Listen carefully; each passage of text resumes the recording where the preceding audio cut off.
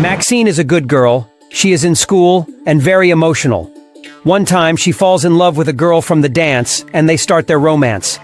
The girls go together to a party where Maxine wants to kiss her girlfriend in front of everyone, but her friend takes offense and leaves. She doesn't want to show their love in public. But then the girls kiss when they are on their own and fix their relationship. They take walks in the park. They play at home and watch TV together. They are interrupted by Maxine's brother with his depression. The girl asks him to leave the couch and not to interfere with them. The girls are doing well. They are very fond of each other and even admit it. Maxime wants to lose his virginity because he trusts his girlfriend very much. But it doesn't happen because Maxine is very, very worried. Then the girls break up because one of the girls leaves to study in another city. Maxine is very sad and worried. But in the second season, she will be fine. Thanks for watching. The girl is a ballerina in a big theater. She's thin, lean, and graceful. But since they are not allowed to get fat, she eats almost nothing. The girl begins to dream of the role of the main SWAN because it is her brilliant role. She realizes that to achieve success, she needs to train even more. She goes into the dressing room of the main ballerina and steals her lipstick. Then the main character goes into retirement, and the director-supplier is looking for a new queen. The girl copes brilliantly with the role and is appointed queen. But because she eats very little, she starts hallucinating. The girl sees strange things in her reflection and tries not to react. Training and rehearsals before the performance begin, and the girl copes easily with the role of the white swan, but the black swan is very difficult for her. The director calls the girl to his place and offers her to have sex, but the girl refuses. Then he says he has homework for her. She needs to go home and pleasure herself. The girl goes home and in the morning starts caressing herself with her hands. Then we see her go out with a friend, and they go to a club. The girls take drugs and the girl starts hallucinating again. Then the girls have sexual intercourse, kissing and playing with each other. In the morning, the main character oversleeps the practice and comes to the rehearsal late. She sees her friend dancing her part. She is angry with her why she didn't wake her up, but she doesn't know what she means and says that she slept at home. The girl hallucinated again during the night and imagined it all. The girl becomes hysterical and goes to the dressing room to clean herself up. The day of the premiere and the girl is ready to play the role of the queen, but the hallucinations do not leave her. She goes into the dressing room and kills her friend with a mirror shard and starts hiding the body. She goes on stage and dances her part perfectly. Her friend knocks on her dressing room. She is alive, and it was a hallucination again. The girl starts to notice that a shard from the mirror is in her stomach. But she goes on stage, dances her part, and dies. That's the end of the movie. Presentation of strong female characters.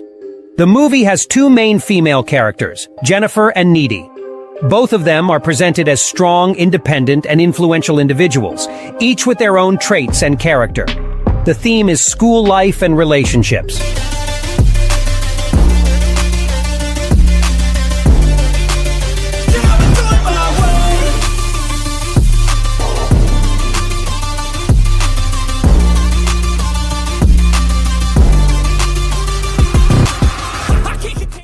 The movie raises the issue of cruelty and conflict that exists in the school environment. Girls may be interested to see how the main characters face complicated relationships, priorities, and try to find their place in the world. Feminist subtext. The movie has a subtext about the oppression of women and how women can rise up against it. It shows how society dictates beauty standards and idealizes a certain type of female appearance, and how women can compete with each other against this background. Harmony of genres. The movie combines horror, comedy, and drama, which makes it interesting for a wide range of viewers. Girls may like the casual comedic moments, as well as the suspenseful plot with horror and drama. Acting. The excellent acting performances of Megan Fox and Amanda Seyfried make this movie entertaining and enjoyable to watch. They perfectly convey their characters' personalities and help create the right mood for the movie. Although Jennifer's body may be more aimed at a female audience, it may also have some aspects that will be interesting and useful for men. The film presents unexpected aspects of the characters and the theme of friendship between women. It can provide insight into the fact that women can also be strong, ambitious, and independent individuals who do not follow stereotypes. The film contains scenes of violence and brutality that may be disturbing to some viewers or inappropriate for teenagers. I want to No limit. 2018 is a movie about the dream of exploring the depths of the sea. The story begins with a young girl who is fond of diving. She signs up for a diving course and goes to a school where she will be taught to dive to the depths. She is so passionate about her dream that she doesn't notice any other factors. Lacking money, she sleeps on the beach because she can't afford to pay for housing. She drops out of college to become a champion diver. When she arrives at a diving course, she falls in love with the instructor. They have true love, or so it seems to our heroine. He is a record-breaking diver, and no one has ever broken his depth with a new record. But his health is deteriorating, and doctors tell him to stop diving because it could end badly for him. But he doesn't listen to the doctors anyway and continues. But he tells his girlfriend it is time for her to dive to normal depths. Over time, her boyfriend begins to behave selfishly, shows jealousy on the street, and says disgusting and hurtful things to her. He starts to distance himself from her and shows coldness towards her. The girl doesn't understand the problem, and he doesn't want her to be better than him. It is difficult for him to admit that she can achieve his goal. The intruder starts to behave badly towards her to prevent her from participating in the competition, but he fails, and she still goes to a record depth. An instructor has a mistress to make his girlfriend angry and take revenge, but when his girlfriend finds out about it, she also leaves and cheats on him with another instructor. His mistress shows up at the conference, and our heroine reacts with a burst of emotion and leaves the conference. But when he finds out that she has also cheated on him, he decides to take revenge. When the girl goes to a competition where she will set a new record, the oxygen in her tank disappears because someone has blown it out. She dies. This movie is based on real events. It shows how sometimes people act disgustingly out of jealousy and envy.